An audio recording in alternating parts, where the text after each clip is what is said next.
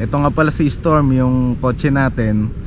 Pinangalan ko sa kanya ay Storm. Bali, regalo ko to sa sarili ko nung birthday ko. Ngayon, nahihirapan kasi ako magdesisyon kung ibebenta ko siya, swap ko siya sa Suzuki Every Wagon. Basta si Yoma men, combo si Yoma men. Pwede magmotor, pwede magsasakyan, pwede makisakay, pwedeng mamasahe. Ayun si Yoma men, all around.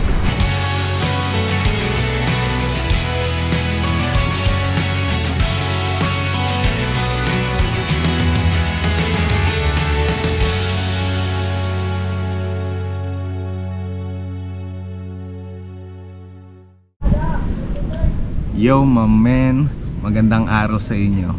At syempre ngayong araw ay may biyahe ulit tayo. Pero bago tayo magtuloy sa ating biyahe, ay gusto ko munang humingi ng konting tulong sa inyo para sa isang desisyon na gagawin natin.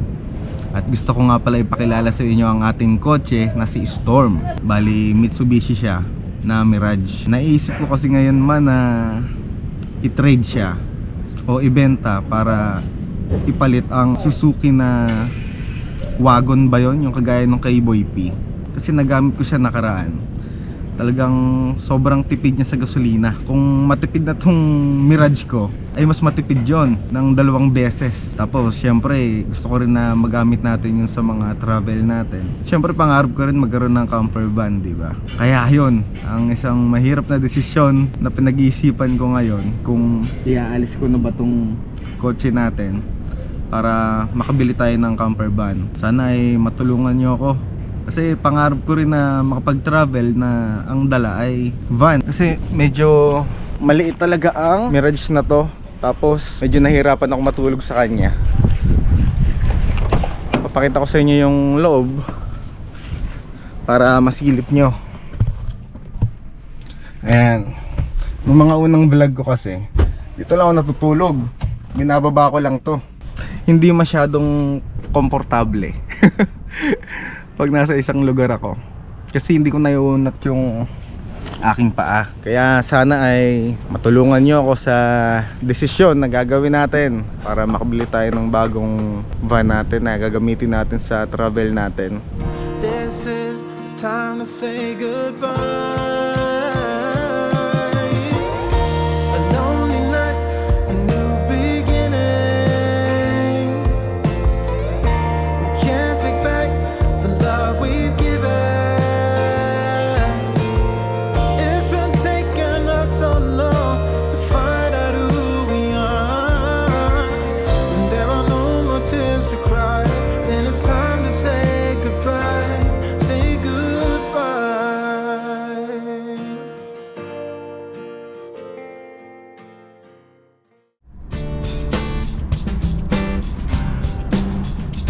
Yo my man!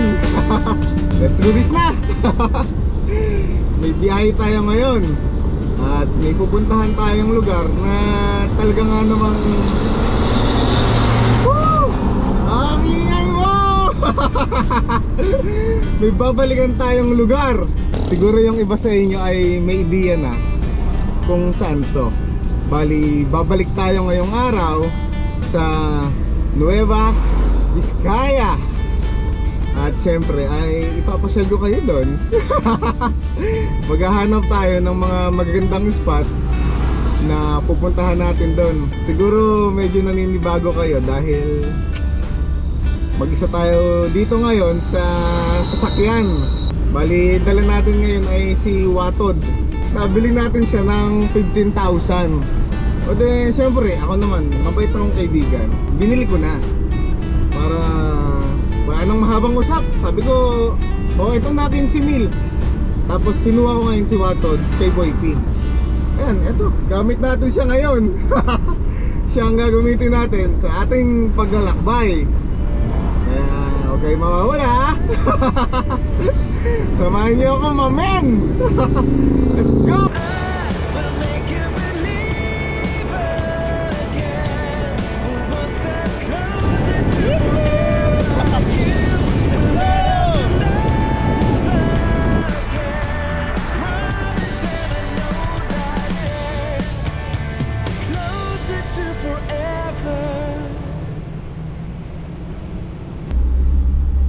Yo, mamen.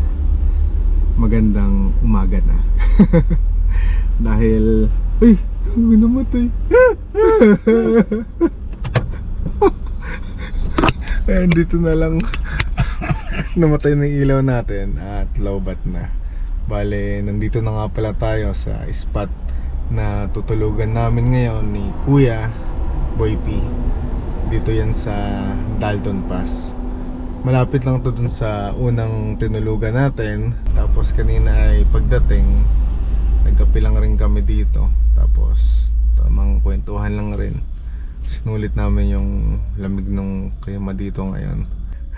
Hindi ko na patatagalin to dahil wala naman akong may papakita sa inyo ngayon dito at gabi na.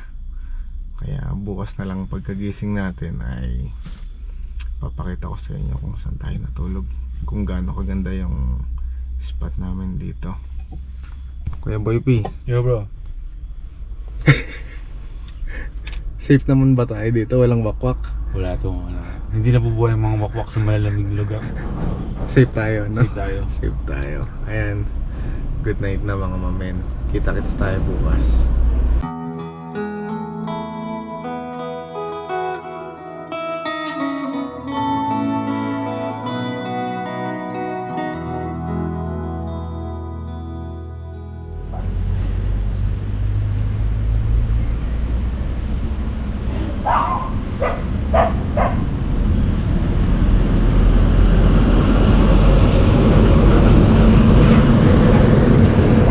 Morning sa inyo, mamen. Ngayon ay nandito tayo sa spot na tinuluyan namin. Dito kami nagpalipas ng gabi. Talaga nga naman, sobrang lamig. Malapit din to dun sa nakarang pwesto natin. Mga ilang liko lang mula dito. Napakalamig. Yan, ito yung spot, di ba? Para makita nyo. Sarap ng klima dito at napakalamig. Tapos pagkagising mo ay ganito kaganda yung makikita mo. Para kang ano, nasa paraiso.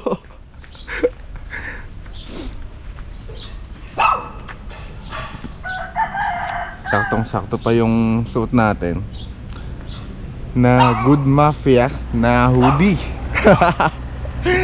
Thank you nga pala sa Good Mafia dahil may panlaban tayo sa lamig dito sa bundok ngayon. At talaga nga namang napakaganda, oh. Mas lalong nakakapogi pagkasuot mo to. Bali, mag-aagahan na kami dito ni Kuya Boy P. Pagkatapos nun ay biyahe na tayo. Grabe talaga yung lamig.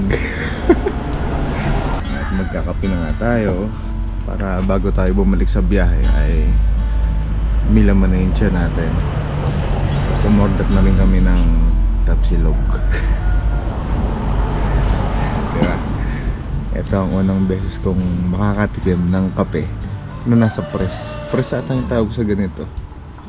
Alam niyo naman si mamen ay inosente pa. Ayan, at least ngayon ay nasusubukan na natin yung mga ganitong bagay na dati ay hindi naman. Inosente ko kasi hindi ako lumalabas talaga ng bahay. 4 years akong nakakulong sa bahay dahil puro trabaho lang ginagawa ko ng mga taon na yun. Kaya kumbaga ba ay marami akong bagay o kaganapan na napapalampas. At buti na lang ay ngayon na-experience na natin yung mga ganito.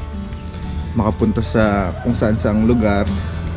Tapos ayan, matikman yung mga ganitong klase ng kape. Titikman natin yung mga kape sa bawat lugar na mapupuntahan natin.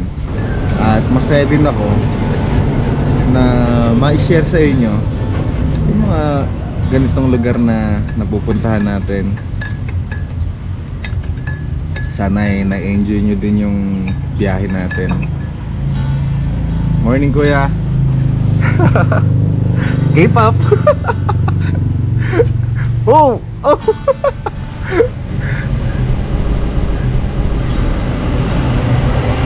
Kain lang kami, tapos kape, at sulitin natin yung lamig dito. Tapos sibat na tayo.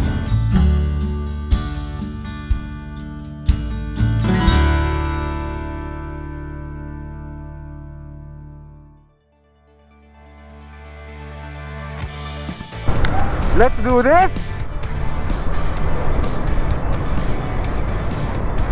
Woohoo! Go go bike!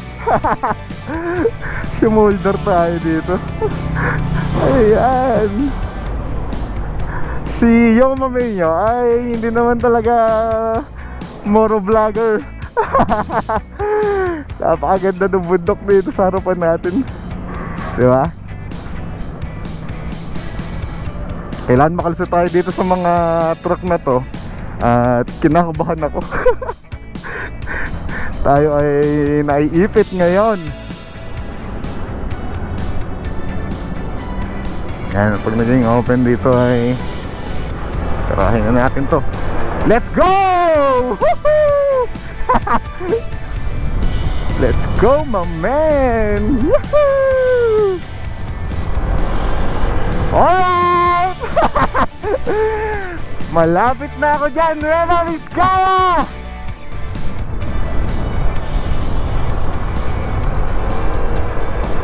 Imagine mo, gamit natin ngayon yung motor na ginamit ni Boy P sa Philippine Loop niya, di ba? Woohoo! Ang ganda mo talaga! Banking! Huwag ka overshoot!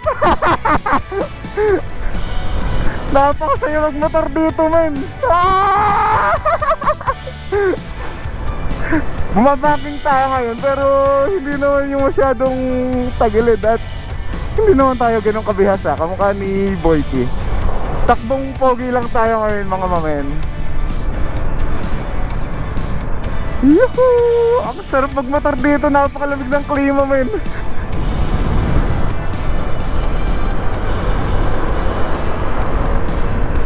Ano kaya maging motovlogger na si Mamen, ano?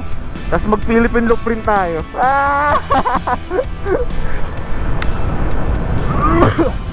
Excuse me, medyo inubo ako ngayon.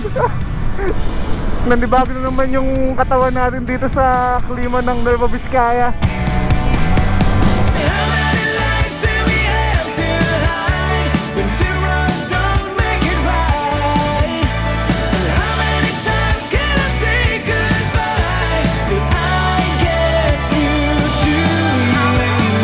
Ayan, dyan tayo sa baba niyan, pupunta. Alright, let's do this! Woohoo! Napakasaya! Let's go, Spike!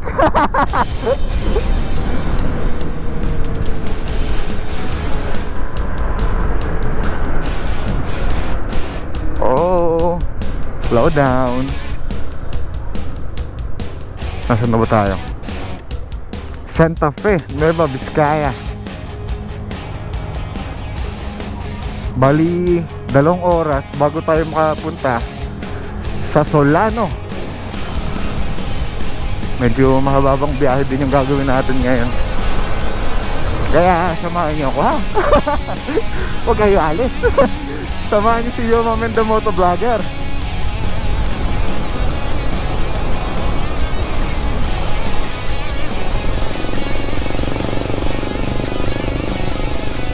Tingnan muna natin yung mapa natin at baka mamaya ay all goods naman pala. Tama lang. Tara, let's go. Susundan lang pala natin tong mapa muna ngayon.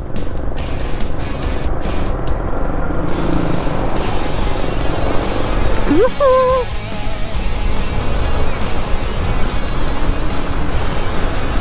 Ganda, ang sarap magmotor pag ganito yung nakikita mo, men.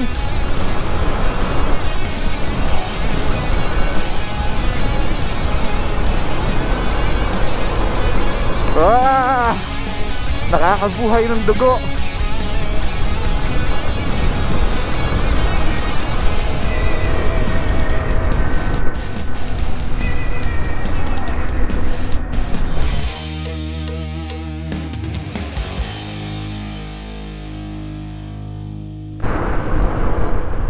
Go again. Napakaganda ng kalsada dito, men. Woo! Subukan natin bumanking. Ay, hindi tayo makabanking. Slow down.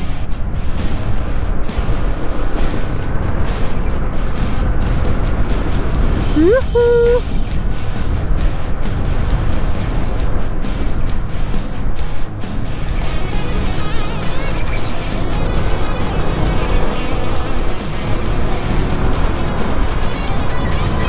Let's do this! Let's go!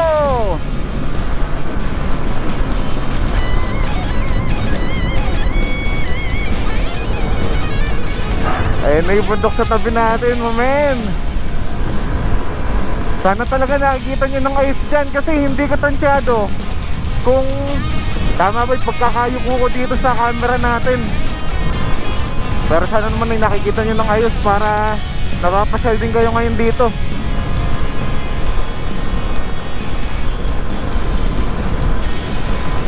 Woo! Sarap, mamen!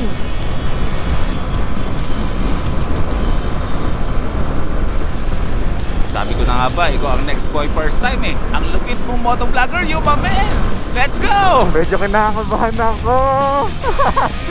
Ngayon lang ako pagmotor ng ganito. Oh, ang ganda. Go. Focus na tayo sa pagmamaneho natin. Basta samahan nyo ako ah.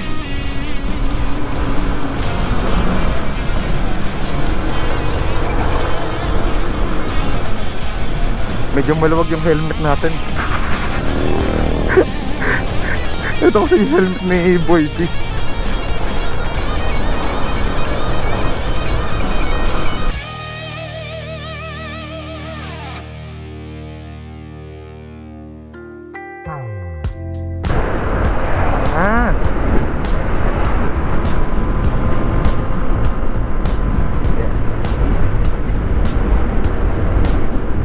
Nakakamangha talaga tong lugar ng Nueva Vizcaya. Uy, banking. Woohoo! Yeah! Huwag kayo mag-alala, konting daba lang yan. Medyo sumasayad lang yung tuhod natin ng konti. Ganyan nangyari sa akin yung mamen eh. Sumahid yung tukod ka tuloy-tuloy. Kaya tuloy hindi na ako nagmumotor. Joke lang ha, baka mga isipin nyo eh.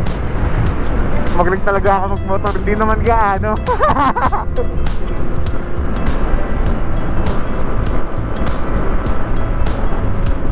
Yo, mamen, the motovlogger.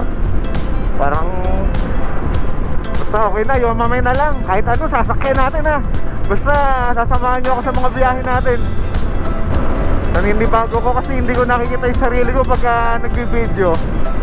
Hindi ko alam kung tama yung view natin talaga. Pero at least sinubukan natin ngayon yung ganito. Pag naging okay, o de ituloy na natin. Basta si Yomamen, combo si Yomamen. Pwede magmotor, pwede magsasakyan, pwede makisakay, pwedeng mamasahe. Ayun si Yomamen. All around. Pwede tayo mag-moto camping, kahit camping. Kahit ano yan, susubukan natin. Let's go na ulit, mamen. Go Spike! Woo! Mga riders! Mga brothers! Let's go!